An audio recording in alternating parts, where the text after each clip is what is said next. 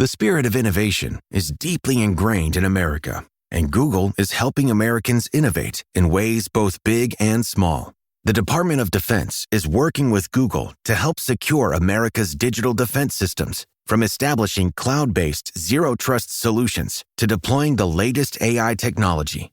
This is a new era of American innovation. Find out more at g.co/American innovation. The kids are still at practice, and I have no idea what's for dinner. You can get a rotisserie chicken and 2 sides for just $15 in as fast as an hour with Walmart Express Delivery. Who said that? Who's in my house? Don't play with me, because I'm not the one. It's just your friendly Walmart announcer. This is a commercial. Oh, okay. You were saying dinner for a family was just $15? Yep, it'll be at your door by the time you get the kids home from practice. Order now. Welcome to your Walmart. Subject to availability, restrictions, and fees apply. Now that was a helpful commercial. Welcome to the Big Suey, presented by DraftKings, Why are you listening to this show? the podcast that seems very similar to the other Dan Le Batard podcast. I'm sorry, I'm not going to apologize for that. In fact, the only difference seems to be this imaging. I have been tempted in restaurants just walking past tables to grab somebody's fries that if they're just there. That hasn't happened to you guys? I've done it. And now, here's the marching man to nowhere, Fat Face, and the habitual liar. There were a handful of interesting things from basketball yesterday, very quietly and surprisingly, given that I'm going to say 4 or 5 years ago, nobody in Miami with the Heat or otherwise wanted Chris Paul. And Chris Paul yesterday, at the age of 39 years old, finished playing all 82 games in a regular season when we all thought that he was done 3, 4, 5 years ago. A testament to all of the science and different things being done by nutritionists and body workers to allow the aging process to play out differently. Also interesting as it regards playing time, Mikal Bridges of the Knicks playing for 6 seconds and just committing a foul so he can continue his Iron Man streak, 550 plus games. Asinine to do it that way. Just asinine to do it that way. That is not an Iron Man. That is just an accounting. That is an accounting. Come on, what are you doing? No, I think the asinine part is that they're just holding him out. So, like, they're going to end his streak because of load management. I think that's a bigger issue than him, like, just trying to use whatever he can to keep it going and just foul somebody and be cute about it. The fact that we're just all resigned to load management is just a thing that comes with that sport. I'm going to say it here first. Knicks are in trouble. I'm going to put that out there. Just going to push that boat. You're not the first one to say that. You're a Pistons guy. On this show, nobody said the Knicks are in trouble. Yes, Stu hasn't been here in 6 years. Amin said it 4 days ago. That's not true. The Knicks are in trouble. I'll let you be the second. The Knicks are in trouble because they're 0-8 against the Cavs and Celtics this season. And those are the two teams they got to be better than, and they're not better than either one of those teams. And that's why they're in trouble. That's a good Knicks team. That Knicks team is one of the best 7 or 8 teams in the league. It's a good team, but 0-8 against the Celtics and Cavs this year. Take it or leave it, Tony. Do you want to be the second? No. The playoffs started. You cannot be the first. The playoffs started. The lineups are set. Everything is set. I'm the first one to say it. Knicks are in trouble. You're the second. That's all I'm going to give you. The Knicks also finish 0-10 against the top 3 teams in the league because they lost both times to OKC. And Jaime Jaquez scored 41 points. Well, let's talk about that one for a second. Hold on. Pull out that box score for a second. This last Sunday of the NBA season is the greatest day. Pat Connaughton, 43 points. Landry Shamet, 29 points. It is just, oh, my God. I think I've got better for you. I want to look this up. You guys help me because I have not looked it up, okay? The last day of the regular season is wonderful because the Miami Heat can conclude the worst season in recent memory by losing at the buzzer to a 19-year-old bub. That is, I'm going to guess, the first time that a game winner has ever been hit by a 19-year-old, although Kobe may have done it. I'm just guessing there, and the reason I'm going to guess there is because it's the first time a 19-year-old has ever been allowed to take the game winner. That's not something that we do in that sport. Bub Carrington, let's look at that box score because we're going off into the fringes of the NBA. The best stuff in the NBA yesterday was twofold. A bunch of 30-year-olds playing for a week off, like playing as hard as they can so they could get, I don't want to do any playing games. And then Denver doing that to Houston because we know Denver's going to do that to Houston if they see him in the playoffs. Houston doesn't have anything for Denver that way. And the quote I'm looking at on Malone from an anonymous source, quote, I cannot say any player was vouching for Malone at the end. Not a player was vouching because, and in the story that I read, he's very emotional. He gets very intense with the bad. He cries with the good. And one of the things that was happening is Michael Porter and Aaron Gordon are like, I got real world issues that aren't as important as this back-to-back. Like, I got real profound sadness in my life that is much harder than what you're doing to me when I get to work. And the disconnect evidently is something that made him get fired, and the Nuggets remind you yesterday how it is that they won a championship a couple of years ago. I think the tough part is when you have a fiery coach like that, is super emotional, super like screaming. That coaching style only has such a shelf life, and it's usually to win you a championship, and then it kind of flames out. Like, people have been talking about this earlier, smart basketball people have been talking about earlier. Hey, the Mike Malone situation in Denver, there's something up there. You saying that, I believe, is common perception and common knowledge. But in all of the coverage that we do of sports, when we make these people not human, and we just file something under tuning him out, tuning a boss out. Do you realize how oppressive an environment has to feel in order for a bunch of people paid millions of dollars to play a game to say, bleep this boss, I'm going to stop playing well. I'm going to stop playing my hardest because of how unhappy I am with the person who's in charge here. Do you realize how human that is? Any of us can understand it, but to be professional is to not be that. You do understand, right? That to be professional is to, you get in there and you give everything you've got every single time. But to be professional is often not to be human. Still looking for a more comprehensive list, but I found at least 4 19-year-olds that have hit game-winning baskets at the buzzer. A.J. Griffin of the Atlanta Hawks, LaMelo Ball did it. You were right to invoke Kobe. LeBron James also did that. Rare when you're trusted with that responsibility at 19, but certainly something that happened in the NBA after the turn of the century more often. And it goes to show you when your star players kind of tune you out and don't really care about what's going on. Jokic's last games with Michael Malone, 61, 33, 41.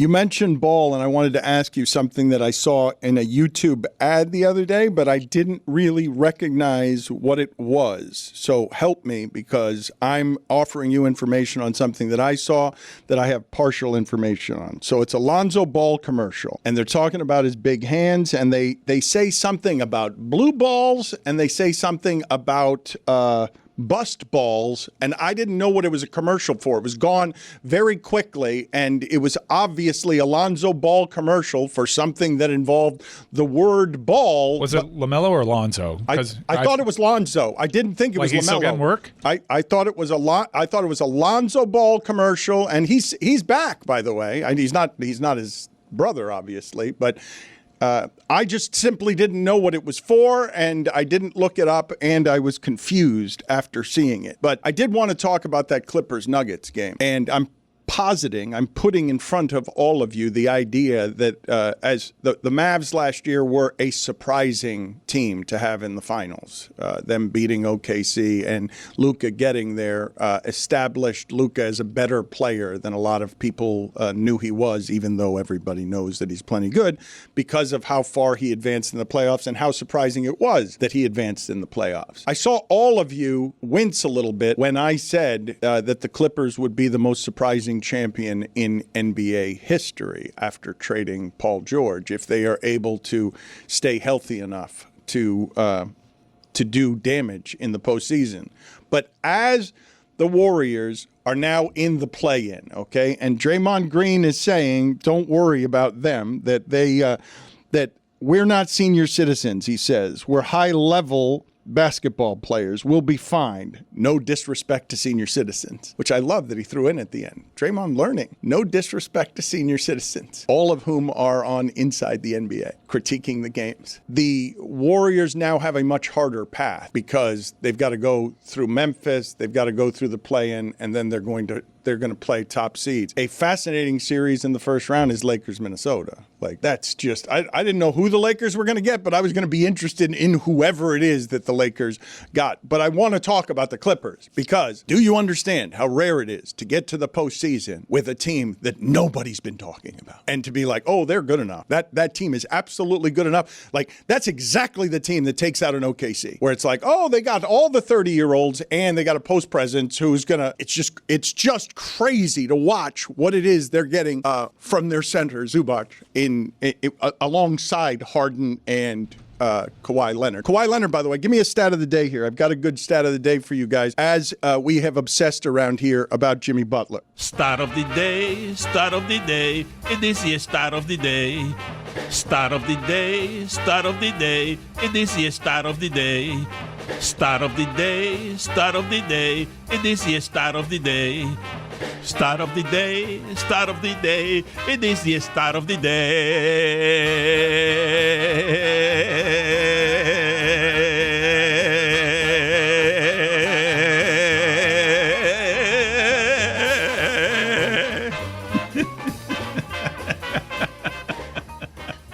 I am really, really rooting for Kawhi Leonard to remain healthy this postseason because of this stat I'm about to give you, and I'm just going to remind you of what the last 8 years have brought in basketball and how long ago it seems that Kawhi Leonard won a championship by himself in Toronto.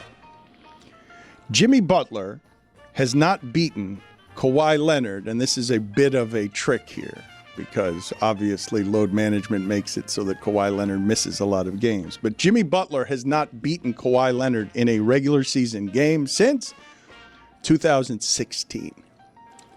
Because Kawhi Leonard is better at the Jimmy Butler things than Jimmy Butler is and has been for 8 years. He's just never healthy. So Jimmy Butler gave you 48 minutes yesterday. They went maximum playoff Jimmy to try and get that week off. And he's hurt now because he got hit in the thigh.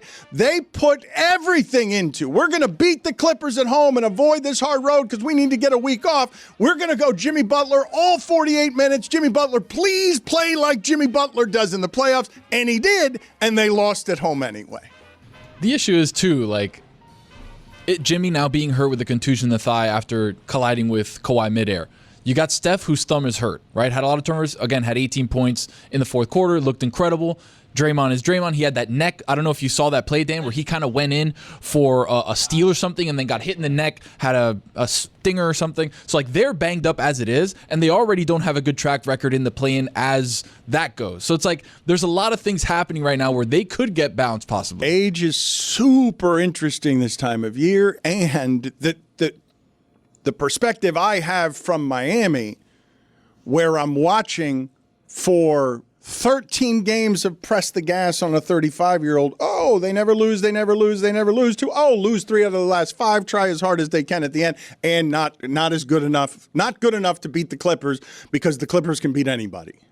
By the way, to close the loop, it's a LaMelo Ball commercial, Puma, the one about puns for sneakers, not balls. Well, it's a sneaker commercial on about the balls. Yeah, but they make a bunch of puns on balls, and that is a fine.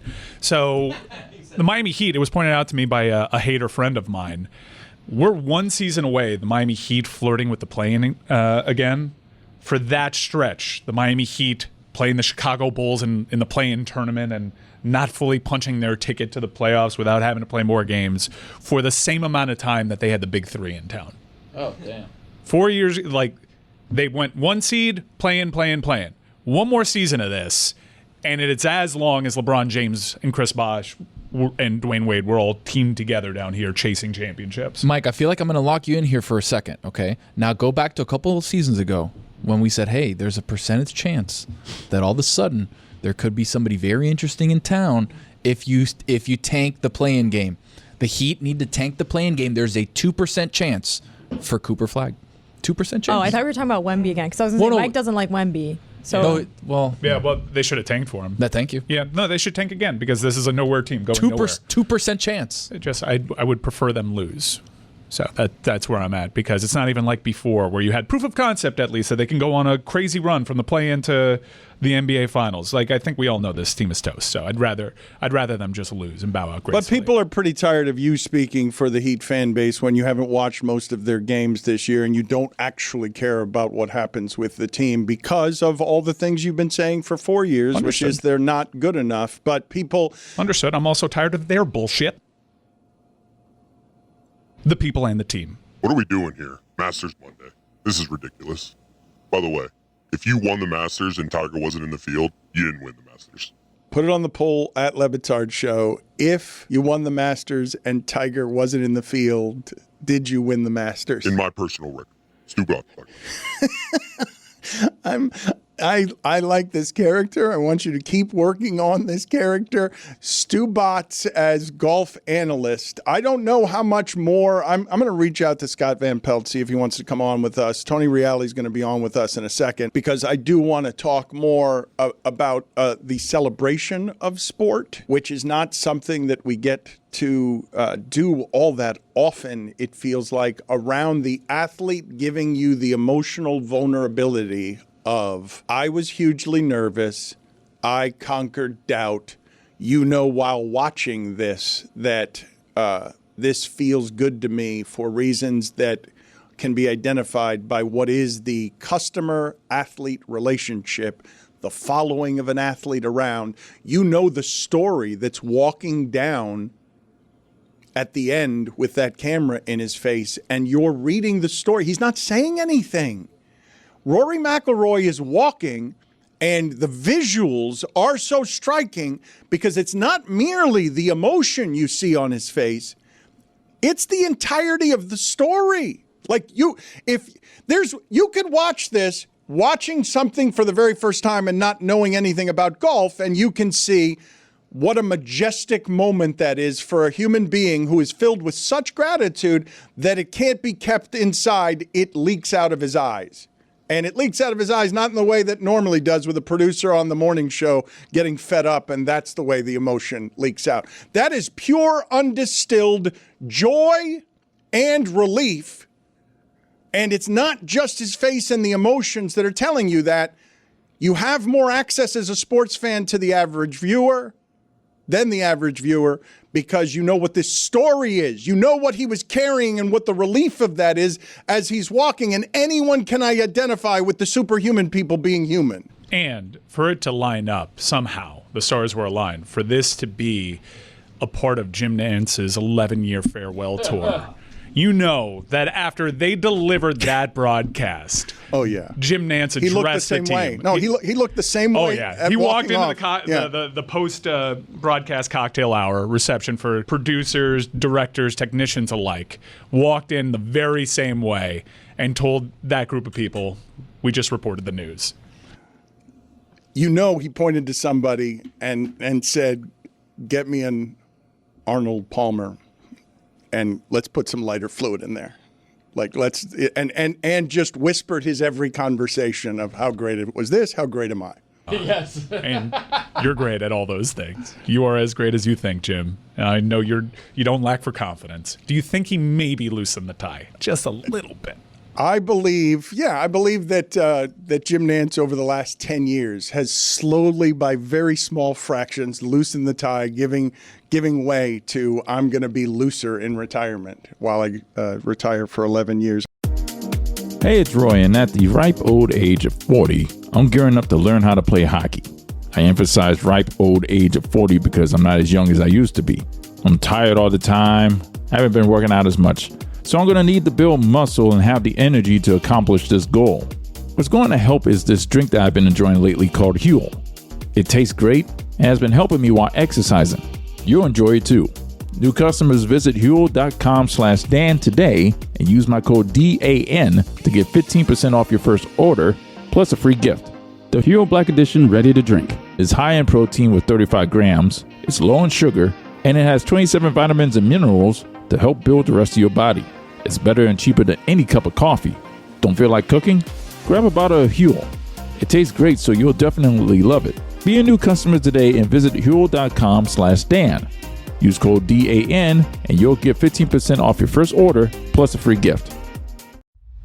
You may or may not know this, but 20 years ago, the origins of this very show were just a dream for Dan and Stugotz. That dream turned into a show and a business you're listening to today. Starting your own business is a dream lots of us share, but too many of us let it remain just a dream. Don't hold yourself back thinking, what if I don't have the skills? What if I can't do it alone? Turn those what ifs into why nots with Shopify by your side.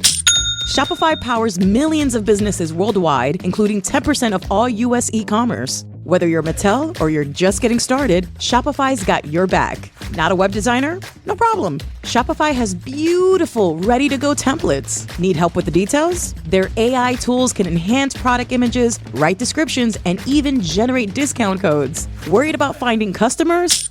Shopify makes marketing easy with email and social media tools. So what are you waiting for? Turn those dreams into and give them the best shot at success with Shopify. Sign up for your $1 per month trial and start selling today at shopify.com/Batard. Batard. Go to shopify.com/Batard. Shopify.com/Batard. Folks, it's Mike Ryan, and do you know that Miller Lite has basically been a partner of this show for almost 20 years? And as we celebrate 50 years of Miller Lite, that means for a large chunk of it, and look, I didn't go to school for math, but I'm pretty sure that's like 80% of the time that Miller Lite's been existing, they've been with our show. And I'm so grateful for it because we truly believe this. If you listen to us back in our radio days, throughout our times in national radio, to the pirate phase, to now, you know that Miller Lite has been a huge supporter of ours. And I've always been a huge supporter of Miller Lite. Why? Because it's got taste you know you can depend on. A great beer, trusted by beer lovers for 50 years. Miller Lite, great taste, 96 calories. Go to MillerLite.com/Dan to find delivery options near you, or you can pick up Miller Lite pretty much anywhere they sell beer. It's Miller time. Celebrate responsibly. Miller Brewing Company, Milwaukee, Wisconsin. 96 calories and 3.2 carbs per 12 ounces. Don Le Batard. I had Rachel and Emma both home, and I was in a fight with Rachel. And I said, if you roll your eyes one more time, there's going to be a problem. A big problem. And she said, really? What are you going to do? Stugotz. Oh, goddamn. I mean, that's where I didn't have an answer. This is the Don Le Batard Show with the Stugotz.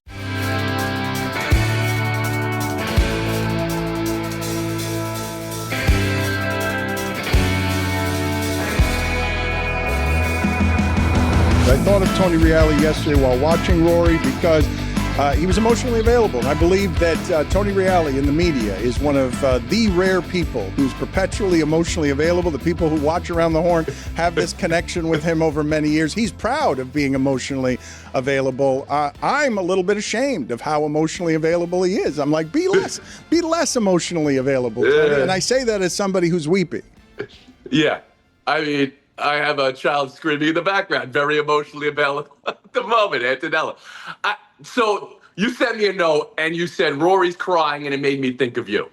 Thank you for that. So when people cry now publicly and share their emotions in a public space, you think of me. I thought it was amazing. And I know that's a haymaker of a joke from Mike there. I have to give the CBS team all the credit in the world. They nailed that. That was pitch perfect the whole way. Jim Nantz didn't talk for 3 minutes. I'm gonna put the stopwatch on it. But Nantz and Immelman did not talk for 3 minutes while the cameras followed and Rory the whole way. And this is a moment in sports. I'm not the biggest golf fan in the world. I don't think you are either, Dan. I don't know if you've ever covered Augusta before. This is one of those moments that it hits you so quickly. This is real. But this is unpredictable for me because I didn't see this coming. I didn't see this much emotion coming from a guy like that.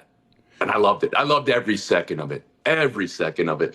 I was in awe of how you can get the heaving, weeping in real time like that. Because so much of what we do now is routine. I think about this on the TV show all the time, right? We use the word, this is a surreal moment, right? What we saw with Rory was a surreal moment. I go the other way. That's a real moment. That's not surreal. We have taken so much of what's real and made it just routine. And just, this is the way we do things, this is the way it goes, that it ceases to be what we just saw yesterday. So that's not surreal yesterday. That's real. You mentioned that I'm not much of a golf fan. I can say with honesty now that the statute of limitations is up, that my least favorite thing to do anywhere in the empire you exist in with Rydholm and Kelleher was the Masters Thursday PTI that I had to do when everyone was out and no one wanted me in. And all of a sudden I'm talking about Vijay Singh is up by a stroke after 9 holes. And I don't really want to be talking about it for 90 seconds. I remember this. I'm giving you a research packet that was 4 pages thick of what the. I'm also not that, but I knew I had to bone up for that, and I knew we had to talk about it because golf's different. Golf fans are different, right? It's a sport, and this is why I think it was so readily available for viewers yesterday, right? It's a sport that the viewer is still playing. The viewer may have played that course, not specifically Augusta. That's a hard one to get into. But when you talk about the other golf tournaments, so they may have played that course. They have a tangible feel for what this is, what they're seeing right in front of them. I mean, we can't say that. You never kicked a 30-yard field goal in the Super Bowl, but you've swung that club at 11 at your local golf course before. So people love that too. But you're right. I mean, this was not everybody was prepared for the conversations, but you're prepared for that emotion. Do you guys does the group have any nominee for what has to happen in golf outside of Tiger doing something that closes a chapter for you the way that this does? Like, give me somebody in golf that you're looking for something from. That let's not. I mean, this had all the elements that you would want because of the Live versus PGA battle. So that's something. You could not be a golf fan or know nothing about golf, and you'd be like, these two guys are sworn enemies, DeChambeau and McIlroy. They're not talking. So that it serves sports fans who want to view sports in that way as well. I mean, that's what's great about it. And then you have another guy, Justin Rose, is on the course, and he's everybody's good guy. And then you have Rory, and then you have Rory's family. I mean, so it works on all the notes of it. So I that's why I could be in this moment last night and feel almost like I'm ready to start crying watching Rory McIlroy. And I know other fans had that feeling, and I wasn't sure you were expecting it when it happened. That's why live sports is still the best thing out there. Last time you were on with us, it was in our history the single worst backdrop and hair situation we've ever had. You seem to have cleaned up the whole thing. You told me a minute before I was on air. Now you gave me a 10-minute notice, and now I don't know. What do I have behind me here? What is this? It's a lot of children's stuff. You are. So tell me that you're going to do something after Around the Horn in the parenting space. I'm definitely going to do that. Yes, you know this about me. So I spend my weekends, much like Stu now, traveling the world and watching our young people play sports. And that is an incredible thing. You know a little bit about my sports history, Dan, right? Bring it up. You want to do it. Go ahead. When I was 23 years old, you heard stories about Pardon the Turnover, the basketball team we had, and how I would attack referees verbally in games. Yes, I don't know if have we told that story here? We've told everybody here that you were an out of control menace as a young early 20s person that isn't the person that he is today, and you would get. No, I was just high energy, I think, but I was Ron Artest in a lot of ways. Okay. And our dearest friends, Matt Keller and Shannon Suzuki. Wait, Tony, why are you like Tony? What do you Ron Artest? That's a grading scale that goes really high. What do you imagine? Let's examine this for a second, as Reali wants to tell the story or is willing to tell the story. Yeah. Reali was bad to referees, and I told him he needed to stop being bad to referees. Yeah. What do you imagine him saying he was Ron Artest looked like? I imagine there was more than a few times where there was a bad foul call, and Tony and the ref were nose to nose. That's what I think of. Maybe he mutes the ref. You're muted. Yeah, the ref gives a T, and then I give a mute button underneath. No, my friend. I was a big believer in this exchange. That's not your call. That's not your call. That's also true. It's his call. It's his call over there. There was always another referee that had a better view of it. So I was a big believer in that. And then what? After I had done that for 10 consecutive games and got on everybody's last nerve with just the energy and all that, I did have a fluke incident that changed my life, right? This is a baseline that has about 1 foot worth of space before you're at a wall. You can't move on the baseline. And I'm trying to inbound a ball, and the referee's on the baseline with me, and I whip a pass, and it clips the whistle in the referee's mouth. Now, this starts gushing blood like it was Old Faithful. It's ridiculous. And this young referee had to go to the hospital from a pass that I threw. And this was it. That changed everything for me. Went to the hospital with them. It was, maybe nothing. It was a chipped tooth. It really wasn't anything. You held his hand with guilt, remorse, compassion? Absolutely. So I had that come to God moment right there. Like, I was having fun. I was playing. I was enjoying the give and take with referees. They were not enjoying it as much. And then a fluke accident happens. And now you get this moment where it's just like, did you do that on purpose? Of course not. But here I am. And that changed everything for me. This is a long way to tell you now that I'm a parent at games. I'm the exact opposite of that. It's all enjoyment for me. I love it. There's nothing in the world like it. I love talking to the other parents and seeing how they're navigating it. And now it strikes me that this is a conversation that I want to have going forward. I want to form for the parents of their young athletes as we all watch our kids play and the emotions that come with it, because you can ask any parent and it's more stressful for them. I love these shots at the Olympics where they are now tracking the beats per minute of the parents watching their child compete in their event. That's an amazing thing. I love that. I'm going to do a show on this. I'm going to have a space for this. And I do think I have a core belief here. I was telling my daughter this yesterday when we came back from a game. Parents at games, you're going to be stressed. You're going to want your kids to succeed. You're going to be nervous. You're going to be all these things. The real thread here that I want to underline for parents is it's not that game that's the thing. You're going to forget that game. You're going to forget who won or lost. Your child is definitely going to forget that game and who won or lost. It's that 90-minute car ride to and from wherever you're going for that game. That's when parenting happens. That's when the connection with your child happens. So I want to have those conversations with parents, because that ride to the game, that ride from the game, that's what you remember. Those moments. Yeah, give me some points for that. It's schmaltz. It's syrup. It's schmaltz. It's exactly what will get you points on Around the Horn. Just do something syrupy and schmaltzy that America can just eat up. It's just all sugar. And by the way, Tony, I get it. Watching the kids play, it's more of a cathartic experience. It reminds you of when your dad, your parents would watch you play and all that good stuff. But deep down inside, when that ref shouldn't have made that call, it was the other ref's call, and then he made that call. That's not their call. Or how about when it is your call and the other guy calls it? It's your call. How are you not calling it? That's that guy calling it from back there from half court.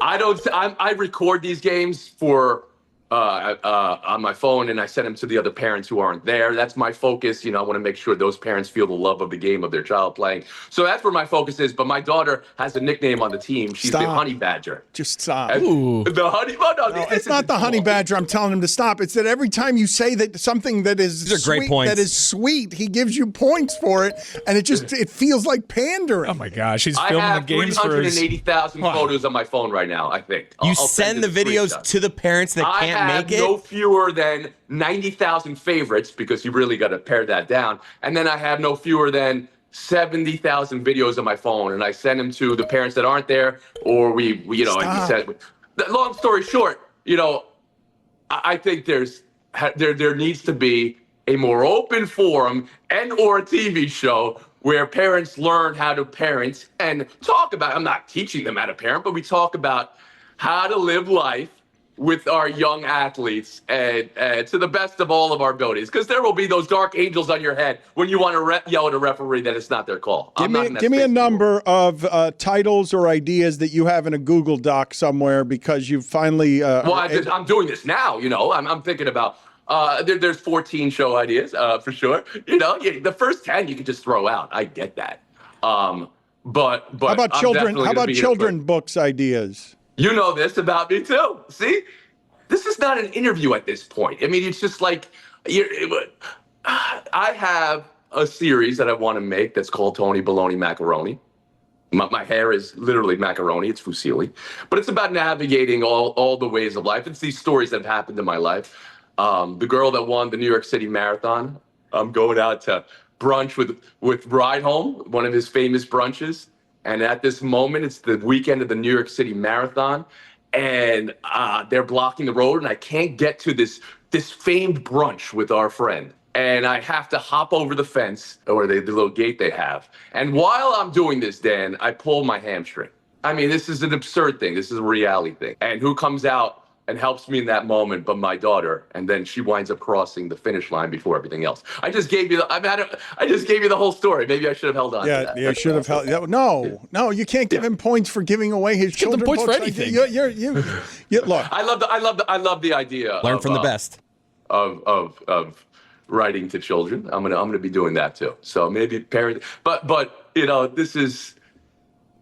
I think there's an underserved part of sports media right now where we're reaching the community of people, right?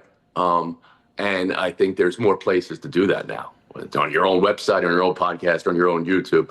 Why aren't we doing Around the Horn with normal fans? You know, why aren't I doing Judge Judy but for sports debate? You know, and we have normal fans, and I'll even wear, you know, the old English judge wig or something like that.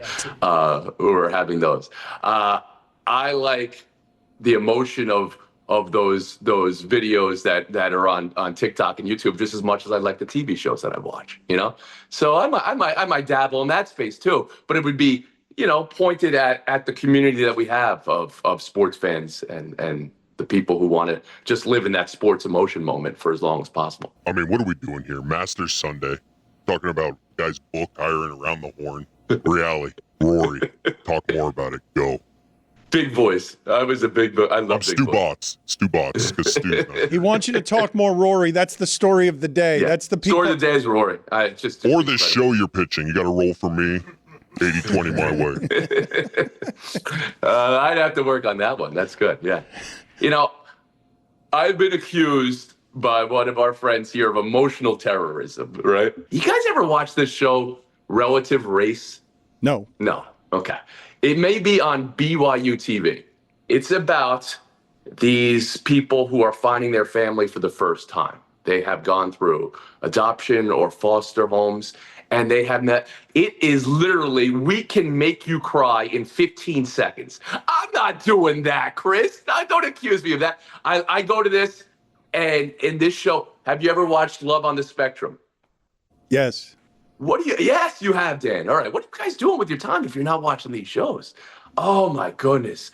0 to cry in 15 seconds. Unbelievable. Madison. Rory, Georgie and Connor. So this is to me what I was feeling when I was watching Rory yesterday. All right. The bot wants you to talk Rory and only Rory. He wants you to give. I know you've given us the syrupy best stuff that you've got already. I know that you don't have a lot more than this, but the bot wants more Rory. Alligator tears. Oh, that shot on 17. No, this is not what I'm in here for golf with. I'm here for the feeling and everything. I'm here for what Rory gave. I'm here for Jim Nance's 10-year retirement tour. But those 3 minutes that he took when the mic was off, that was glorious. That was really the best that they can do.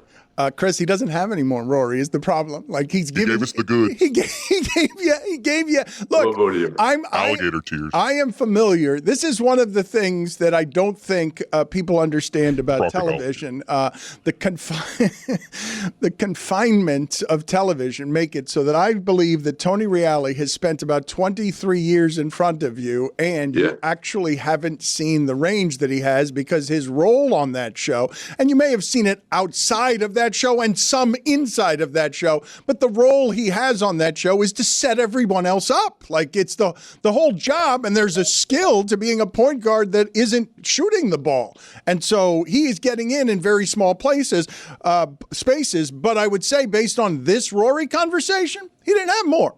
He didn't have it.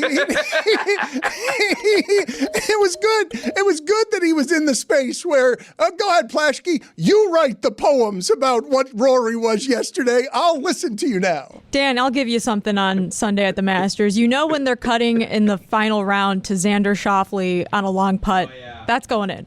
They're going to give you a random Shoffley on a Masters Sunday. You know that thing's going in. I was talking before you came on here, Tone, about the camera work because, you can say that they nailed it, but there just isn't another sport that has the time, space, and setting to be able to put the cameraman closer to the emotion than any other human being is, than the caddy is, than the people keeping. Like this shot doesn't exist anywhere else in sport. Yeah, that's true too. And again, I mean, the mics are everywhere too. You know, when the mic cuts out and you know, somebody's cursing in the background, you're like, oh, I wanted to hear that. I wanted the raw feed of that. This is just an incredible shot of the masses of humanity. And you're like, does he know them? Does he know them? And he was perfect for the role. I got to go get fed for a green jacket. That's a great out. That's an incredible out. Oh, guys. Got to go see a guy about a green jacket. Yeah, he played it perfectly. There's a cinema to this, and live TV, you're not guaranteed that. So to get it like that, just give them the Emmy right now. Just beautiful. One of the reasons that it is so majestic, though, because like this is so hard to capture around all the cynicisms that we have around sports and all the ways that we're ready to pounce on him with blame about choking.